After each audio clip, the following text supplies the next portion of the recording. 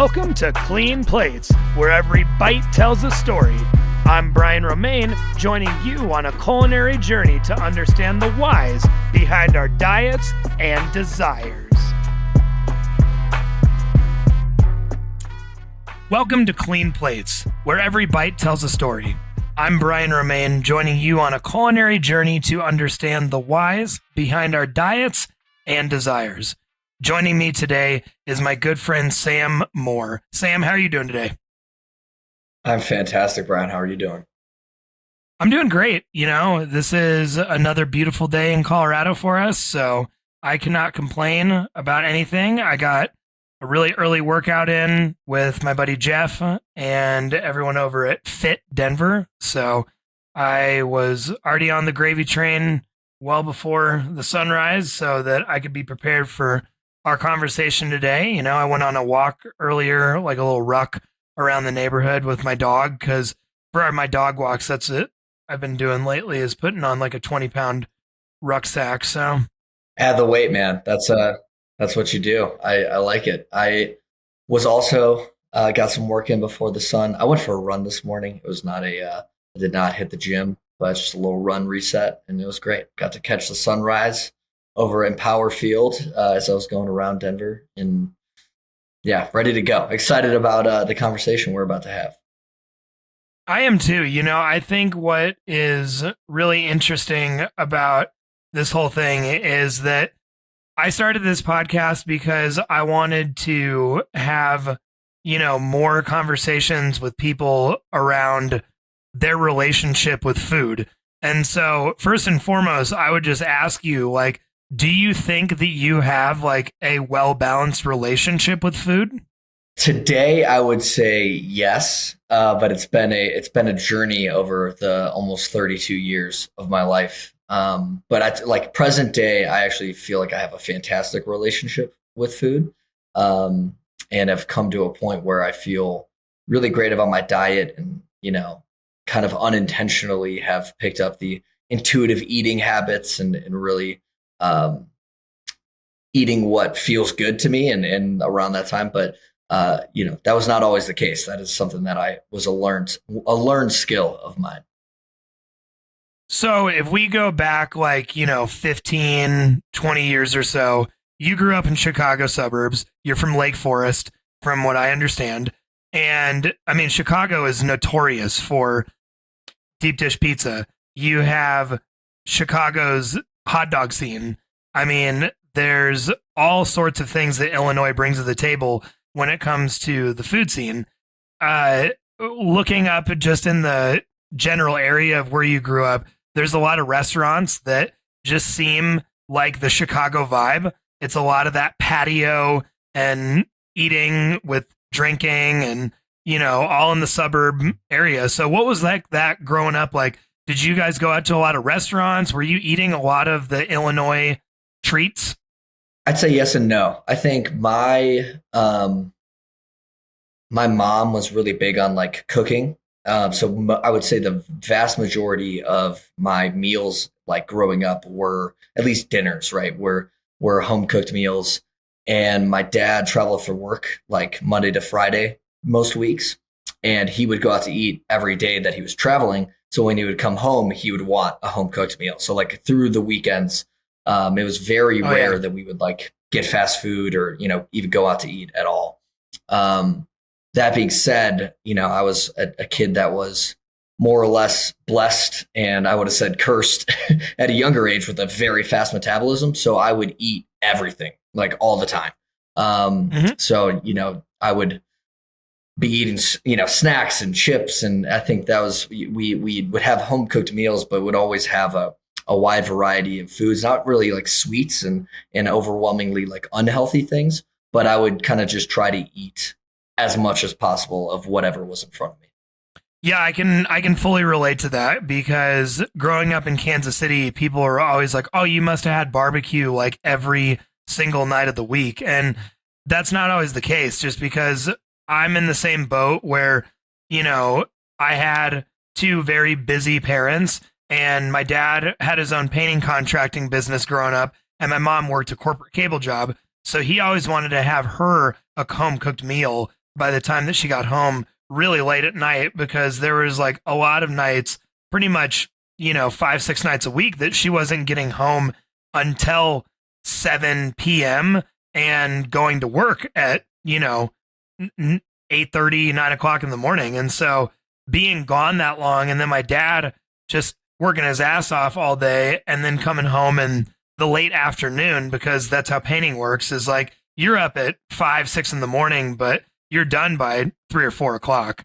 So it's interesting, because I can fully relate to like two parents who just wanted you to eat good, but then also I was a swimmer and I was a scrawny little kid, and so I would just eat everything. I was such a sugarholic. It was like, they had to keep frosting like away from my reach, because I would just go and eat spoonfuls of it as a kid, because I didn't know any better. I was just being a dumb kid. Did you play any sports as a kid? I did. Yeah, I played everything. My main sports in high school were soccer, basketball, and volleyball, but I played football, lacrosse. I swam for a bit, did the track and cross. So I pretty much any sort of active activity I could do, I was engaged in.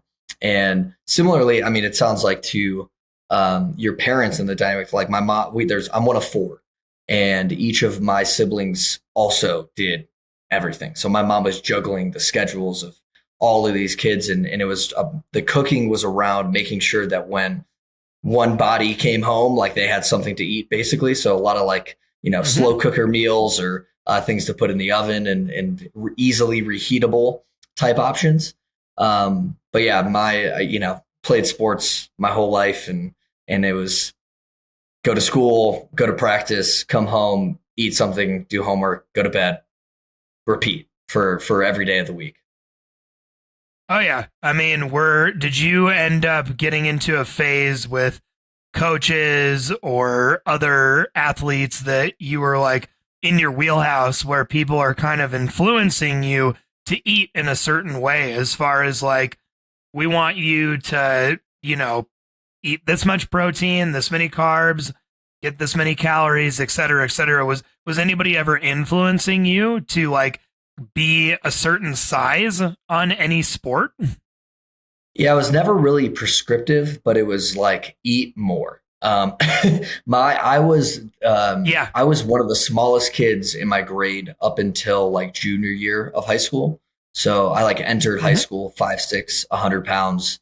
Was like one of the smallest kids on every one of the sports teams, and my dad was like the size. Today I'm like just under 6 foot, about like 185. So that's what my dad was. And I was like, how do I get to be that size? Like what's going on here? So it's just all about like peanut butter milkshakes, and just how many calories can I consume at every point in time.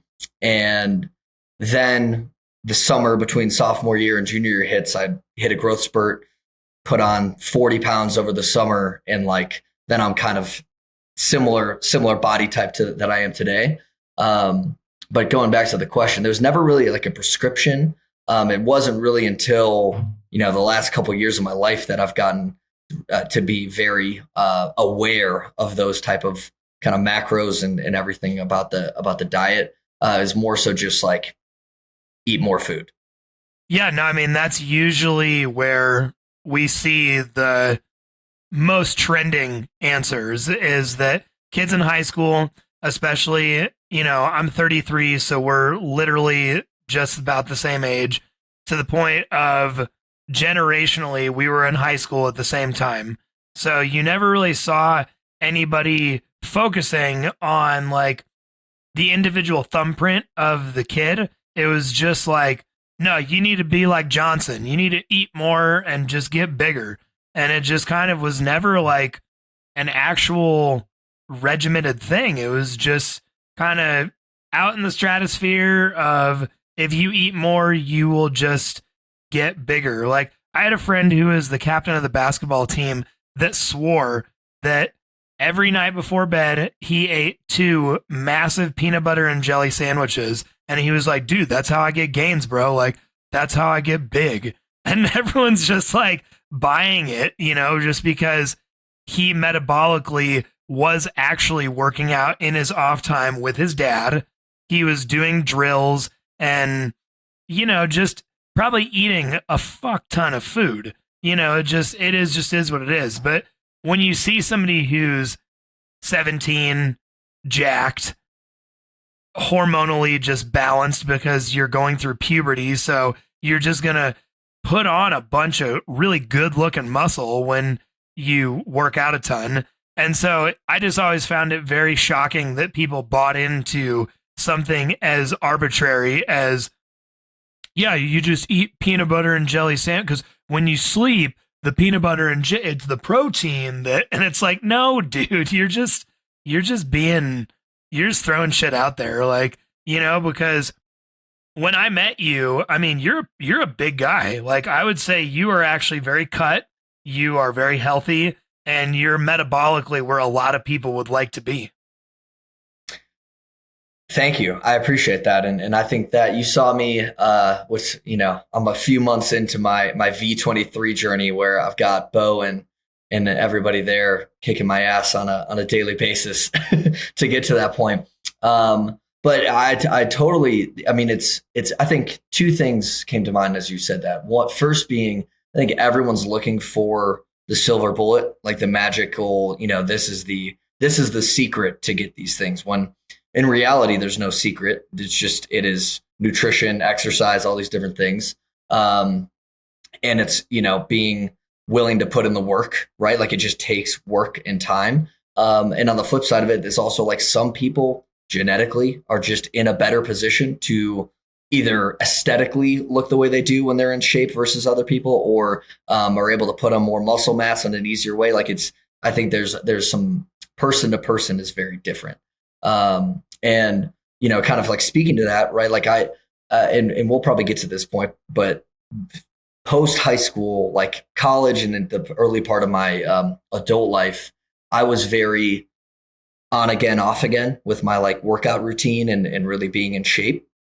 And I remember, because basically, I would get out of shape during the school year, and then summers over college, I would just work out like crazy and come back in like great shape. So I remember it was like my freshman year to sophomore year, and I came back and I was in good shape, and a bunch of my buddies were like, dude, what are you doing? And my answer was like, I'm just drinking a lot of milk.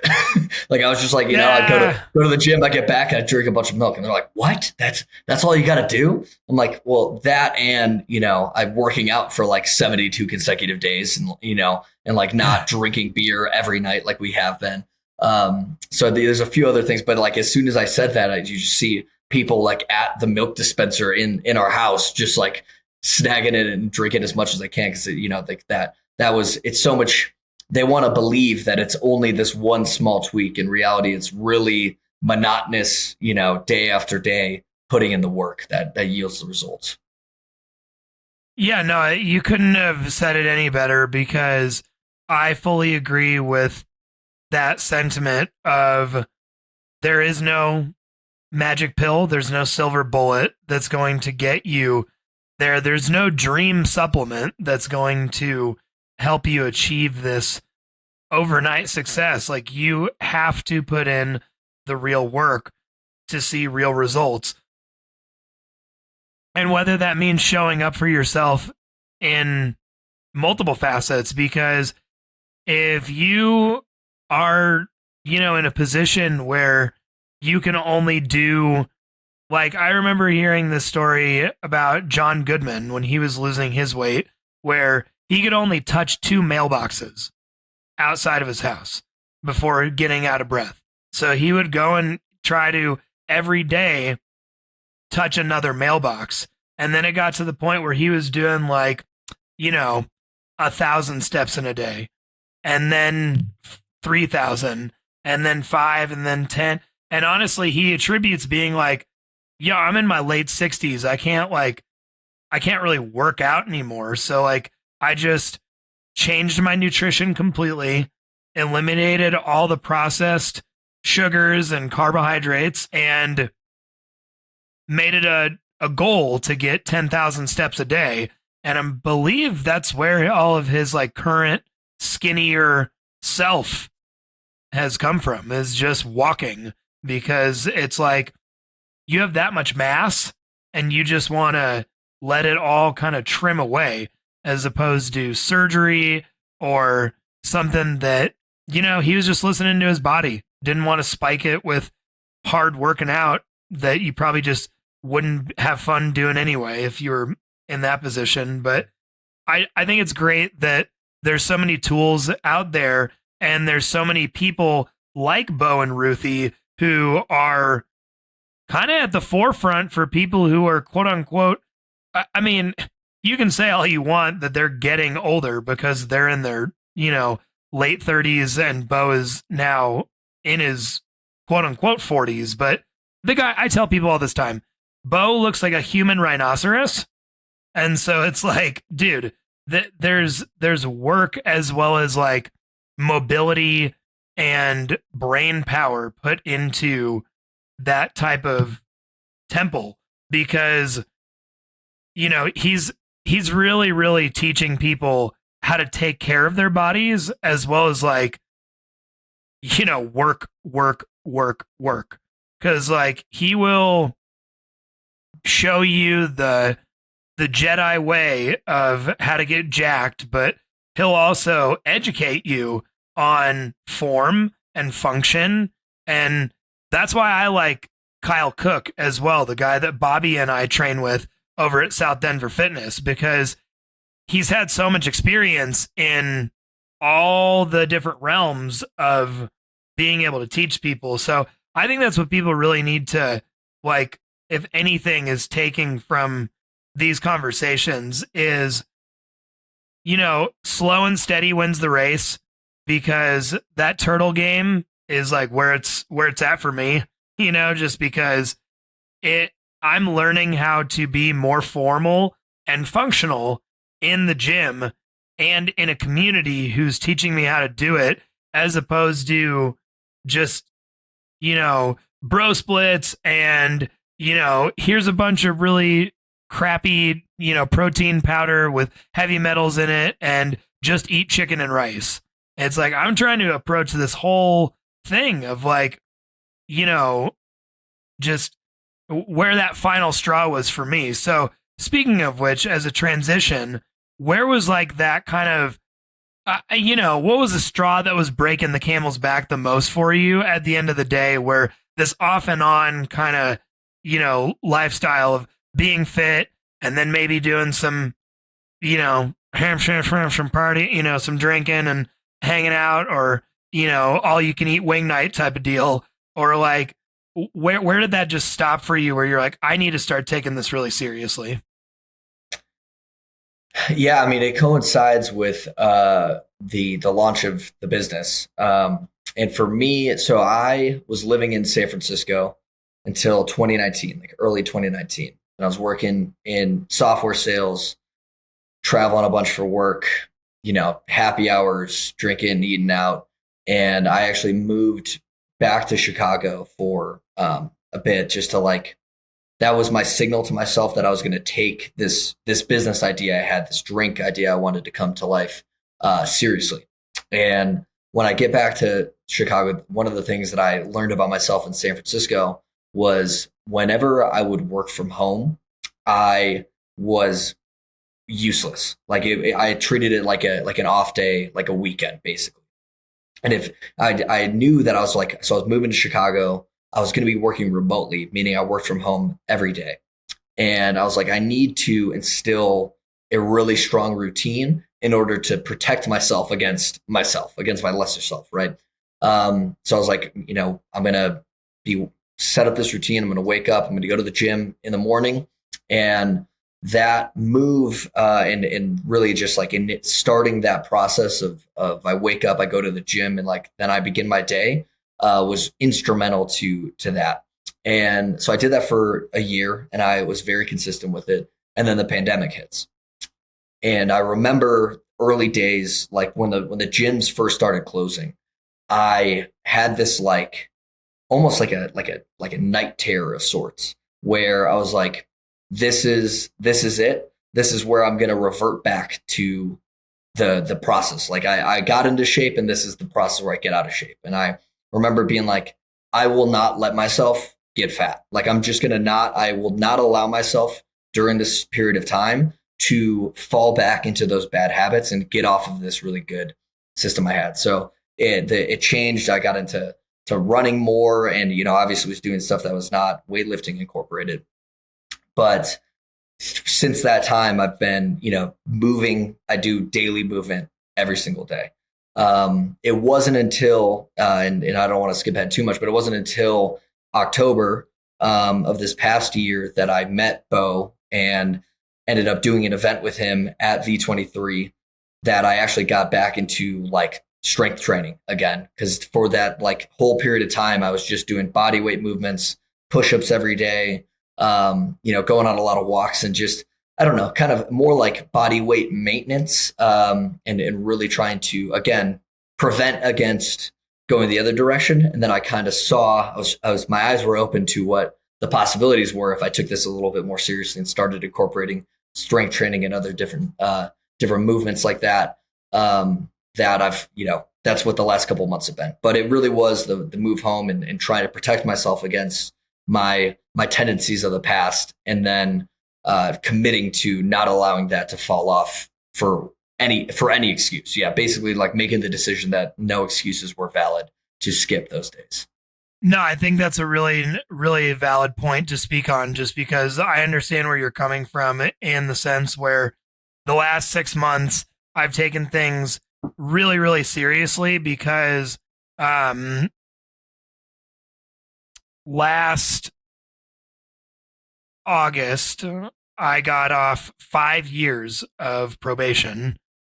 I used to be a really heavy drinker, had some DUIs, some, over 80 days in jail. And it's just been a journey of when I got out of Adams County last, the end of July, I was 151 pounds. And today I'm like 171 and some change, as well as like, and growing. So it takes a lot of just like rock bottom moments for us as humans to really just, see what the other side can be and like what it's like to kind of like, I use Steve-O as an example just because he used to party so hard and now he uses it as like the opposite of being really healthy, of like, now I want to look into my 60-year-old self and like be, healthier in that aspect. So like now that you're in this place in life and you are, and I forgot to mention this because earlier, we're becoming such fast friends that I didn't even fail to mention that you are now an entrepreneur. You have created this lovely drink that I have here in my hand, Hazlo, and that translates into do it in English, but that's just what the old Googlerini says. So I want to hear from you, from Sam's perspective. First of all, why Oslo? What is the origin story, if you can sum that up? And I guess we'll just go from there. Yeah. Well, and we talked about it briefly before pressing record, and just jumped right into all the goodness here. So the origin of the idea came back in like 2018. So the time that I was still living in San Francisco. And interestingly enough, and I'm honestly just now, like all these years later, kind of drawing the connections of like the wellness journey and fitness journey and like all these different things that I've been doing to better myself in different ways, and this company and this idea. But at the time, I was also, drinking every weekend, multiple, some weekdays, company happy hours, and talking about what we touched on at the beginning, my childhood in Chicago suburbs and living in Chicago, a couple of different stints in San Francisco, very prevalent and very invasive drinking culture in all those areas. It just was, if you grow up in Chicagoland, you have virtually nothing else to do other than drink alcohol with people. And that's in high school and basements. That's in adulthood, living in, Wrigleyville or any of the River North, any of the neighborhoods. Like most of the social activity that you do revolves around drinking. So I was very, in that world. And it was actually when a friend told me of that their favorite drink was a tequila soda. And that was something that I almost was like offended by when somebody mentioned that to me, because it sounded like the most disgusting thing I could concoct. Going back on my bartending days in college, where like I would give people tequila shots because I didn't like them. And I had no knowledge of like actual good tequila. But the explanation as to why it was their favorite drink, he was told me about how, it's made from agave. So it's the easiest thing for your body to digest. It is less of a depressant than other alcohols. This soda water has no sugar, so I have less of a hangover. Also, the bubbles settle my stomach. And it was this like aha moment of listening to somebody describe an intentionality behind what they were consuming, because that was not present in any other area of my life. So it was like an aha moment. And then me started to think about the tequila soda and just like, okay, why is this interesting to this person? I did a little bit of testing myself, tried it out, and I was like, oh, this feels amazing. let's keep going down this path. But I was very much, yes, swept away by this idea of like mindful drinking, or like being intentional about what you're putting in your body. And it wasn't until getting back in San Francisco and like thinking about my life and how the changes I wanted to make, that I was like, this is the company that I want to create. I want to create something around this like better for you drinking. At the time, the only words I had were, something that would be similar to or an improvement upon a tequila soda. But really what it was like a way into mindful consumption. So I had this drink idea and I didn't really know what to call it, but I'm like, starting to make business plans and make big grand ideas. And it was actually one day when I was at the gym in San Francisco, and since there was this like tequila connection, I was thinking of like, or trying to find different like Spanish words. I thought that would be a great way to like establish the brand of, this, having it be something like, aligned with the world of tequila. And I remember I was looking at this list of different like Spanish words and trying to find one that like spoke to me or, seemed interesting. And I scroll down and I see the word Hazlo. And I took 9 years of Spanish growing up. I knew a lot of Spanish. I had never actually seen this word before. It's not like very common in conversational Spanish. And I scrolled down and underneath it just said, do it. And I got like this whole body kind of like chill, like go through my body. And I was like, this is it. Right. Like, this is the name of the company. And not to like fast forward to the end, but when we were talking about the, like what got me to the point of like stopping the reverting back to the old ways and kind of going on again, off again, it was just like the decision that I won't allow this to happen. Like at that point, like it was a decision that this is what I'm going to do. Like I have this idea, this word is here, and I know that this is the name of my company, and it says do it. So like we're in. Let's go make this happen. And that kind of like I don't want to say impulsive, but like that moment in time where you just decide has yielded the best results of my life in so many different areas. But yeah, started as a tequila mixer, very quickly, realized that wasn't exactly what the product even was, because most of our customers were talking about drinking it on its own or mixed into mocktails or with some soda water. So over the course of the 3 years that we've been in business, we've made a couple different evolutions, and where we're at today is really being this like very refreshing, incredibly delicious, like carbonated herbal tea, like a non-alcoholic seltzer. And yeah, you're drinking our lime and mint, which is our like first flagship flavor, and we're coming out with a couple more in April timeframe, April, May. We'll see how quickly we can get those off the line. But yeah, man, it's been quite the process over the past 6 years almost, from the moment when I first learned of a tequila soda to get to where we are today. Yeah, I mean, first of all, thank you because I like this. I like this story for many reasons. I like it because it tells truth.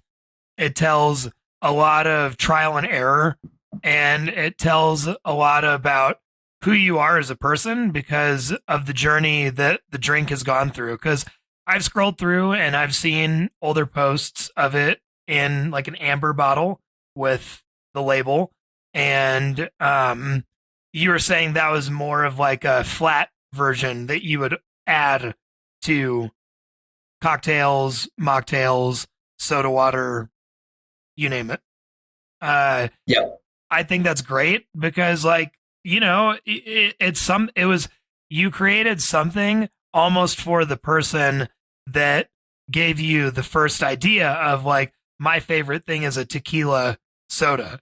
And you kind of have still stuck to those roots because you're using raw honey. That's the first ingredient that you see on the can. That's one of the very first things is raw honey. And I really like to see that as well as I like to see that you're using adaptogens because different herbal structures of properties, different herbs, that's that they're connecting with the body. That's what an adaptogen is it's an adaptogenic to something that's just kind of going through the course of your body and helping it in sort of ways. Like that's what I learned a lot when I was working with Mike Adala's girlfriend Kelly Campbell over at Nurture. She's really, really, really knowledgeable on adaptogens as well as different supplements. So I think it's great that you guys have now landed on this because there's a lot of people who still participate in drinking alcohol, but can use this as something where you're using the flat tequila to, mix with it, or just on its own. It's so bomb. I mean, that was what I said right before I started recording. Is this shit is fucking delicious because it is. I don't drink anymore, and I plan on having this in my arsenal all the time now. Yeah. Well, I appreciate that a lot. And the way that I've kind of been describing it is like the product has evolved to match my aspirational self. So like at that point in time when I first came up with the idea, the aspirational version of me could only conceive of drinking a little bit healthier. Like it was like drinking was such a staple of my life that I couldn't conceive of going to this non-alcoholic form, right? Or this being this seltzer that people drink when they're not drinking. But it was something that was like, okay, if I'm gonna drink tequila, can I make it something that is tasty but also good for me? And that's kind of where the formula for it came from, and working with some very talented individuals that did like the formulation for it. But then we were in the market as this like tequila mixer type option. And my aspirational self is this person that wants to maybe have it when I'm not drinking, right? Like, and maybe I can peel away just a short while in order to think of it in a different way. So then it's became this like elixir, and you can have it with lemon water, or you can have it with your tequila still, and it's kind of this hybrid version. But then when I'm living at that point, my aspirational self was like, well, I'm not drinking at all anymore. Like, at the very, like having multiple month-long stints of sobriety where I drink zero alcohol. It's like, okay, well, what does that version of me want? And I want something that's like very delicious, is cool, it's interesting, it's something I can bring to a party still and be social and be around other people. But it's not, it is not for alcohol. And I think the evolution of the product has become kind of this aspirational self, the product that I would sell to the person that I want to become, basically. I think that's great too, because that was the other point I was going to touch upon is that you've taken it from the point of where you might have seen it because of having a balance between still drinking and still being healthy, because I know a lot of people who just drink tequila as like a way to be like, no, I stopped drinking beer, I stopped drinking mixed drinks, I don't drink anything, sugar, or I just drink like really good white tequila, which, can't really knock them. But at the same rate, I really like that this is a community drink in the sense now that it's evolved into this thing where it is for the people who don't drink at all, because it's like kind of the coolest one around. I mean, there's a lot of people, I think, that try too hard to make a mixed drink in a can that's non-alcoholic for people who, like myself, that don't drink. It just is like, it's too close to a vodka seltzer. It's too close to this, that, or the third, where it just reminds you of drinking alcohol. And I've had it said best by people who, this is just that, whatever. But it's like, if you stop eating a certain thing, let's even just say meat, for example, you don't want to eat things that are really close to meat that are just like soy and a bunch of other vegetable like just crap put together so that it looks like a steak, but it's not. I've heard multiple people be like, no, the reason I eat vegetables or vegan is because I don't want to eat, I don't want to taste meat or anything. So it's the same thing as like, I don't want to taste something like a zero proof tequila because it's probably has some weird thing that's my brain's going to be like, that just tastes like booze.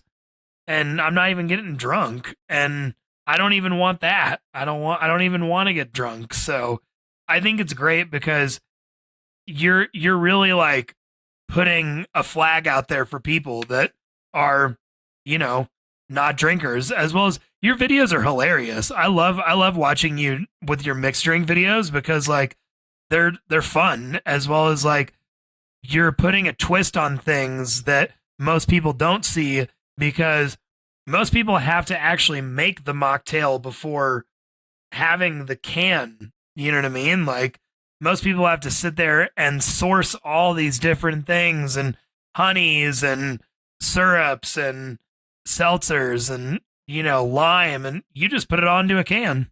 I appreciate you running through all of that. And to touch on a couple points, the first being like, I also am not, no disrespect. I think there's a lot of amazing products and brands out there that do kind of the zero proof or the non-alcoholic version of alcoholic options. But for me personally, if I wanted to drink alcohol, I would drink alcohol. And there's times when I don't want to drink alcohol because I still do drink occasionally. It's a very different relationship with alcohol. But for me, right, my like hypothesis is like, so someone like yourself who doesn't drink at all anymore, you aren't looking for something that tastes like alcohol. Like that is the antithesis of what you're looking for in a product. So me selling you something that tastes like alcohol is not going to work. And thinking about it more broadly on like a larger macroeconomic scale, like all the data is showing that this younger generation, Gen Z or whatever, is drinking the least amount of alcohol of any generation prior. And that means a lot of them aren't even developing a palate for alcohol. So products, like a non-alcoholic beer or whatnot, you have to like learn to like the taste of beer to be able to drink a non-alcoholic beer. And there's going to be this large population of people that have never gotten to the point where they're like, I like the taste of beer. I want to drink a beer without alcohol. So I think that those individuals are going to be looking for something that doesn't mimic an alcoholic drink. It's refreshing. It's delicious. It's cool. It's interesting. It's all those things where you feel great about bringing it and sharing it with other people, but it's honoring this like lifestyle and your palate that is not alcoholic. And that's the two kind of like, I don't want to say philosophies, but things that I try to embody while presenting the brand and talking about the brand is one is like a lack of judgment. Like I I personally am of the belief that like, who am I to tell you how to live your life? And I think that there's so many brands out there that like are very prescriptive of like, this is what you should do if you want to be like the best, like this is what you should do. And I kind of try to take the thing of like, you better than I know you. And here's this product and it's delicious. Whatever you want to do with it, amazing. But like, you want to add alcohol, great. You want to drink it by itself, amazing. You want to make a mocktail with it, cool. But really just like my dream for kind of like the beverage landscape is that there's the stigma around either dissolves. So we're like, you're at a restaurant and you have a menu and you're looking at it and it's just a list of really delicious drinks and you have no idea which one's alcoholic, which one's not alcoholic, except for the ABV at the end of it. And it's just like a list of really delicious things. And everyone goes around and orders what they want. And it doesn't matter what category it falls into. And then the other piece of it, and you mentioned the videos and I appreciate you watching them, but it's just like, I don't know, just being like fun and having some personality. I think that's the another thing that I see too. And I don't want to make too many declarative statements, but this is what forms the decisions I make and how I present the brand is like, there's so many of these brands that like, unless they're owned by a celebrity, you have no idea who the person is that is running that company. And, it's like, I think that provides a huge opportunity for me to just be like, yo, what's up? I'm Sam. I'm this like weird dude that decided to make a drink company. And here's me doing a mocktail with my friends. And, I think that I've seen that expression in those type of videos be exponentially more effective than anything I've done that was like more me trying to like pass the baton to somebody else to be the face of the brand. So I know I touched on a lot just then, but I wanted to kind of reflect some of that back.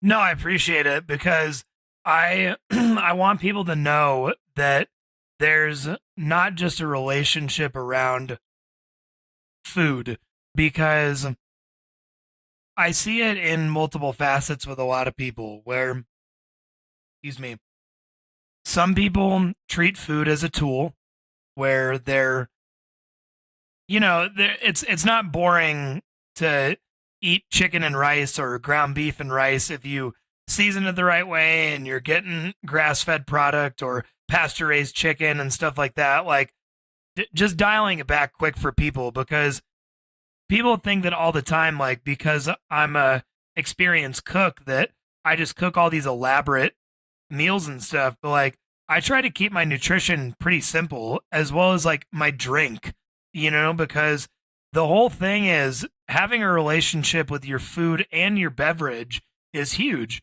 I think that people need to focus more on getting those types of like electrolytes and adaptogens into their liquids, because there's a lot of things that people fall short on that they don't realize they're deficient in. And then they're wondering why they have headaches, why they feel this way, why they're slow or foggy in this category. And one, it could be you're eating too much or you're not eating enough. You may be eating the wrong things. So I try to tell people that relationships around the things that go into your body and what need to are focused on you. So you need to go and find out through getting your blood work and your gut checked. And I just saw that you were on that podcast about gut health. So that's amazing that you're having the conversation with people about that, because it really boils down to how we are doing this day to day.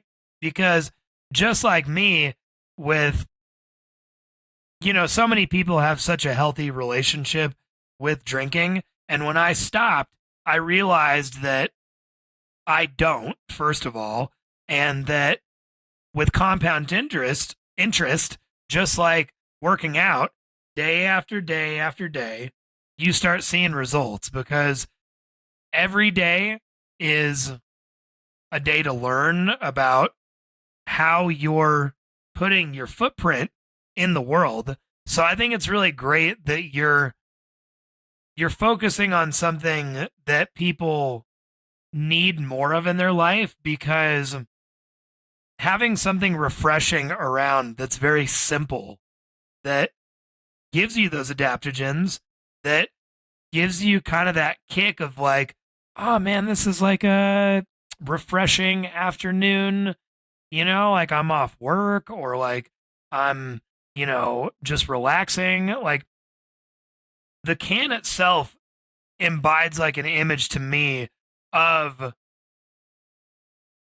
of how people in parts of Mexico and parts of France take like a day break.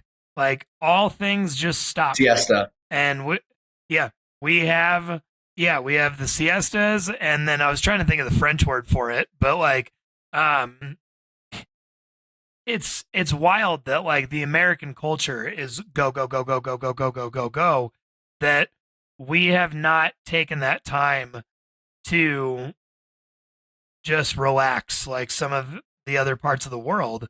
So I think that's really great, because it says right here, a drink for dreamers and doers. And so I just see myself enjoying this time after time again, where it's allowing me to crack open a can of Oslo and think about what's going on, So I just really, really commemorate what you're doing, and just you have my full support in continuing this journey of just showing people that it's not about one thing or two things or even three. It's about all putting those compounded things together, and just like finally realizing that there's there's not that much time on this earth, so might as well be here for a good time and try to make it a long time, So I think that there's so much more to come with Oslo, and I think it's great what you guys are doing. Thank you. No, I appreciate it. For anyone listening, Brian, I mean, we met each other, what, like 4 weeks ago, maybe 5 weeks ago. And it was like instantaneous of like, you're like, this is my shit. Like I'm so on Yeah. board with it, and it's been really cool, and to have your support, and I appreciate it so much. And I think the only thing I would piggyback onto what you're saying is like, it is, there's so many things, and it takes getting a lot of things right in order to kind of like get to this quote unquote finished product that you're happy with. But it starts with just one, and it starts with literally deciding one day to do one thing a little bit better, whether that's go on a few more walks, or to switch out your ultra your potato chips for some mixed nuts, or what, like it's a small, it can be as small as that one decision, and that begins to build. And as you layer more and more of those on, and continue down the path, you will ultimately get to the place that you want to be at. Yeah, and even just to touch up on what you were saying earlier, where I agree with you, where I see kind of both sides of it, where there will be the option of on a menu one day being able to choose something like Oslo by itself, or there'll be Oslo inspired cocktails, because people will get on board pretty quickly that this stuff is very versatile and you can use it in multiple lanes. I see non-alcoholic as well as alcoholic companies, you know, like reaching out to you about things that they could do with your help, because of your complex that you have in this can of going both directions of alcoholic and non. So I think that's great, because you've opened up such a door with yourself where you didn't just put booze in it. You didn't just, go with some random, tequila company and make a bunch of cans of something that would have a ride, but then it'd be like a roller coaster. It would kind of just, you know, fade out, because eventually people would stop like shotgunning them or whatever. It's like I I see again, even though I don't drink, it's like I still watch the liquor industry because it's one of the biggest businesses on the planet. You see the canned beverage industry because, again, those two worlds not only live together, but they are basically one and the same. Because if you're making it, you're canning it. And if you're canning it, you're probably working with one of X amount of companies. So it's like what you're doing is you're kind of planting that seed for yourself right now and just watering it day after day after day and watching it grow. Because I just, again, there's so many things that's gonna happen for you in the future, and I'm on board with it, man. I think I've tried now every non-alcoholic drink under the planet. Just because everybody knows that I don't drink, so they're always like, "Oh, try this or try that," and that was one of the first things I told you when I took the first sip I ever had weeks ago at V23 is this is great because it's not trying to be anything but that what it is. Like what's in the can is what I taste, and I don't have any sort of like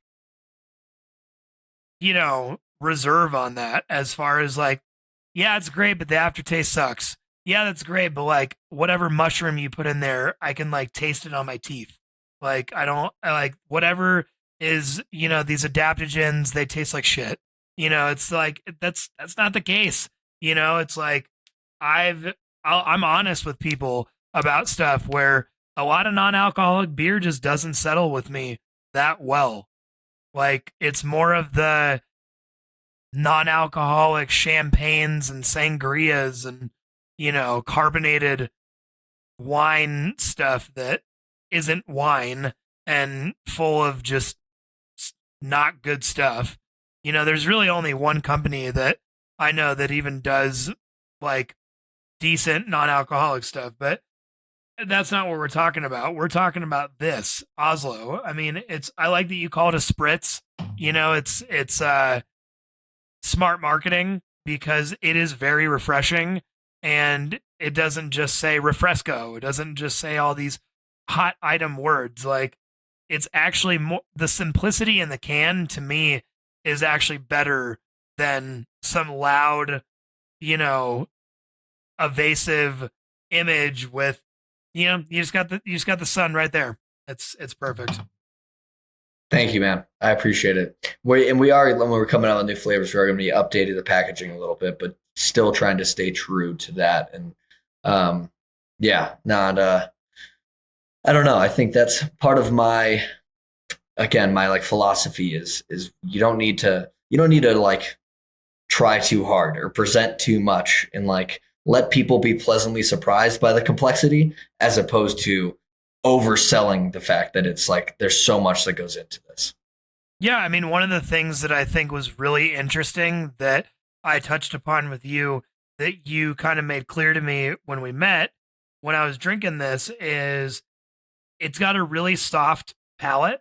The bubbles are very soft, not to double down, but it's like you were explaining to me that there's a lot of companies that just use harsh ingredients and not that clean of water just to kind of overcarbonate it, throw a bunch of BS in there, and then call it a day.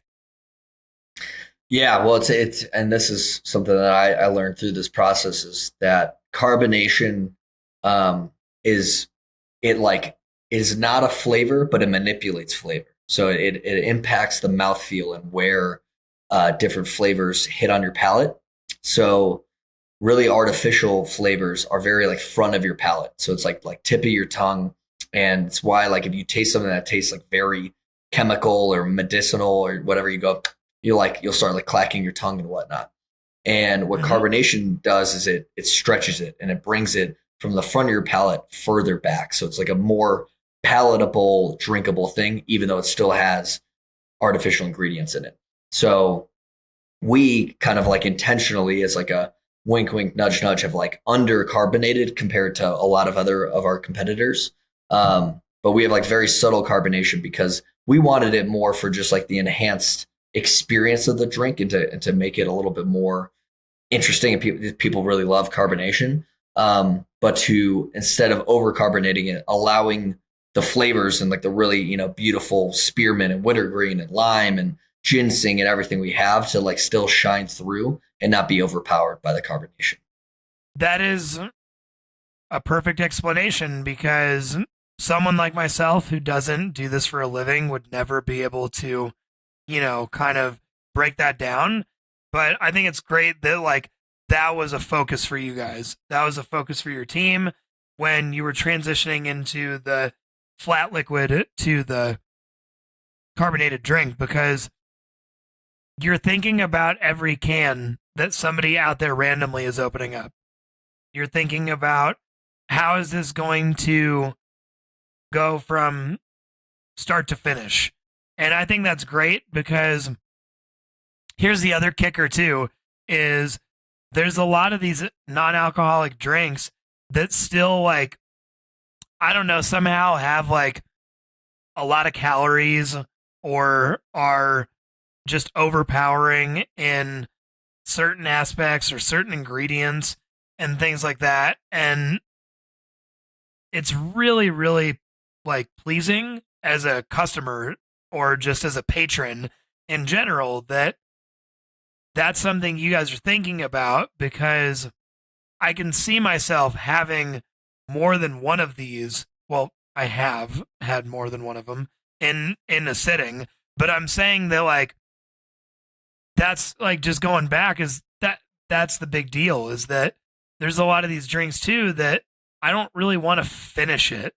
Like it's okay to drink it, like, try it, like, oh, that's cool, but like I'll purposely like pass one around to, like, oh yeah, no, it's the NA version. Try this. Oh yeah, like, haha, I know you're wasted, but like try it. And then they're like, that does taste like an IPA. Or like, it's like whatever. And I'm just kind of like, yeah, I just don't want to finish the whole thing. So it's kind of like, and there's just not a lot of seltzers out there that aren't, way overpriced for how you're just buying. There's nothing they're giving you. So the fact that you're giving people real ingredients, adaptogens, it hits all the macros, it's refreshing. I mean, I am 100% sold, my friend. You're sold. I love it. Well, we're happy to have you as a loyal customer and fan, Brian. This is Yeah, dude. I mean, well, that's the other thing too, is that food and drink is about relationships and having conversations. And I can see myself cooking food with you, enjoying Oslo's, making mocktails and cocktails with people all around, and just community. That's really, again, another thing that embodies into your can is community. And I think that's really, really big, because you are a very kind person, you are social, and you speak about your product from the heart. And I love that. So I just, you got my full support, brother. Thank you. Yeah, I mean, and I don't want to pontificate on this too much, but I think part of that is due to the fact that like it is so abundantly clear to me that like nothing, the drink, the success, that anything happens without like so many other human beings being involved in either telling someone about what I'm doing or helping me actually create the drink, right? And I think that has molded my outlook to want to be so focused and I guess like take care of the community and try to be a valuable addition to it. And yeah, it's just, I don't know. It's cool to have it be reflected back and to see that is actually I am embodying what I'm setting out to do. No, absolutely. Just because I want to put that out there that, like, this is community. This is what you're doing. And I think it's great because you're helping relationships be built. You're helping people lay down a foundation with something that speaks to multiple people, because I know I'm not the only person who feels the way I do about after I stopped drinking, because you almost realize that like the the real work comes in after you stop drinking.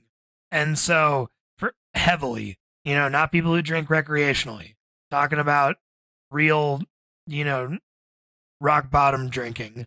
And it's like unhealthy. And so my point is just that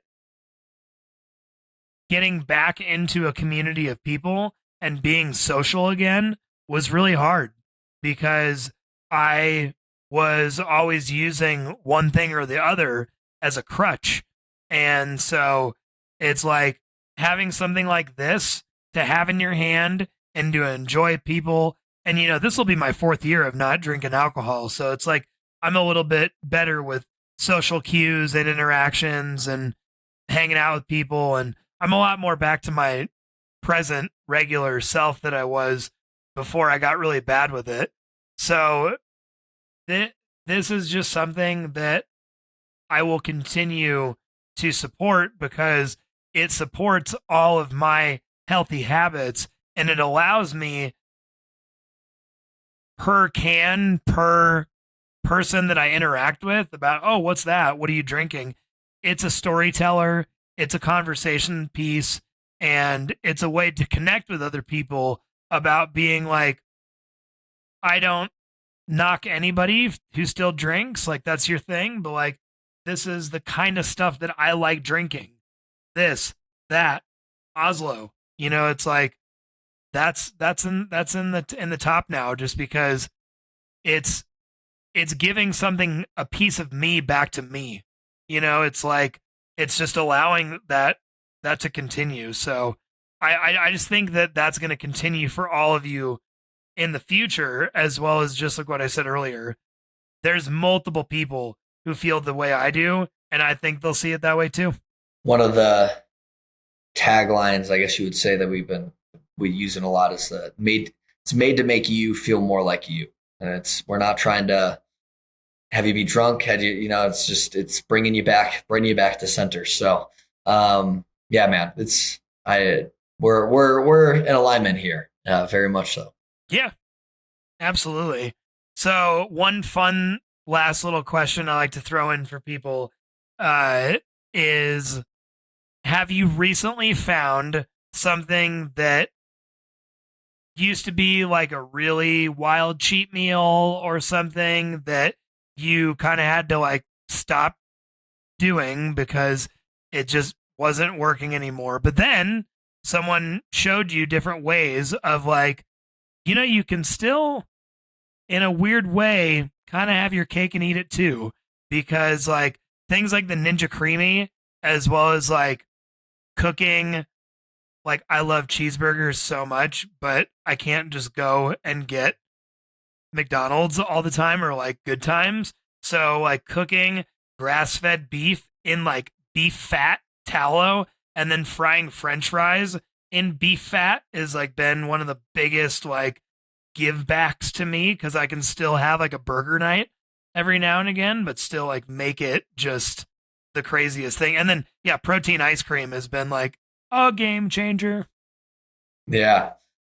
For me, one of my kryptonites has always been ice cream. Like I fucking love ice cream. It is my favorite dessert. I also do love cheesecake too, but basically like ice cream, and it's I went through a period of time where, when I was like getting, in one of my eras of getting back into shape, where I straight up convinced myself I just didn't like sweets anymore.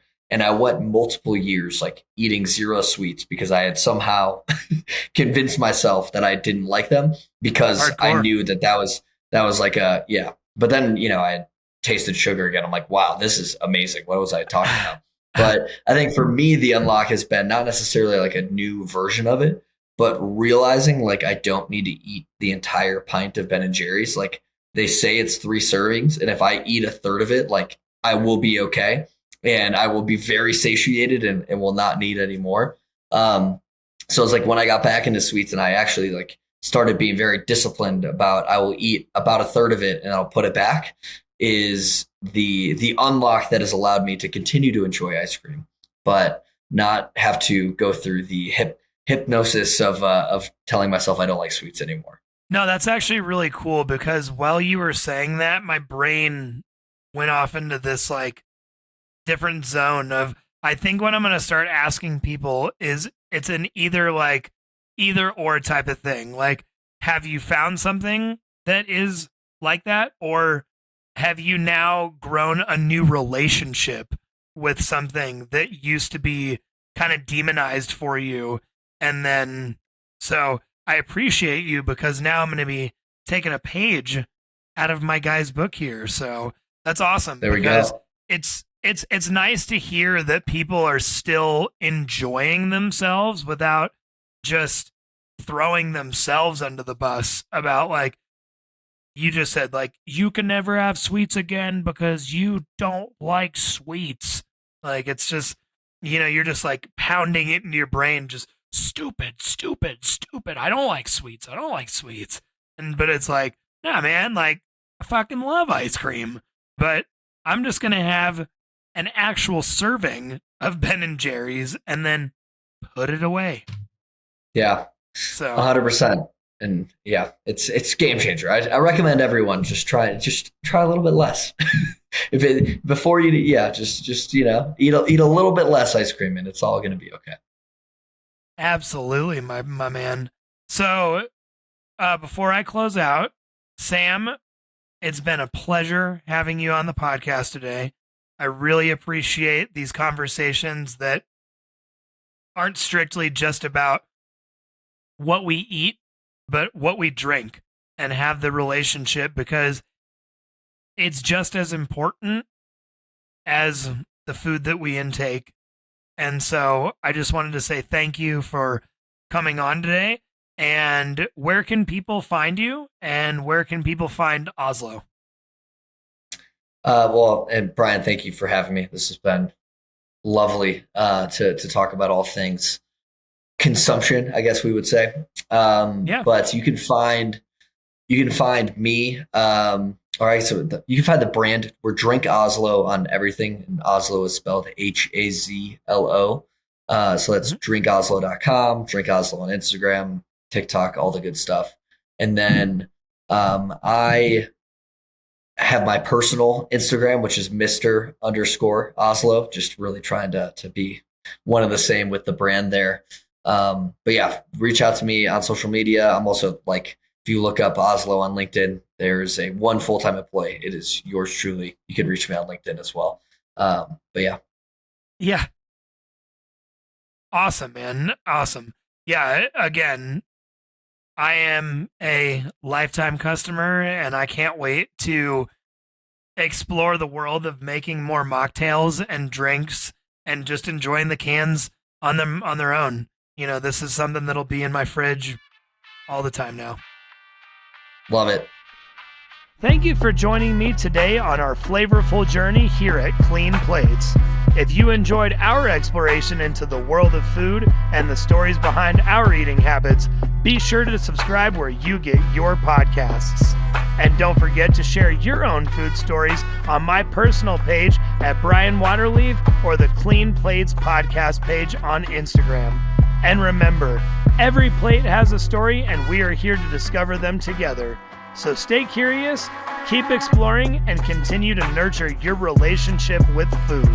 I'm Brian Romaine, and until next time, keep your plates clean and your hearts full.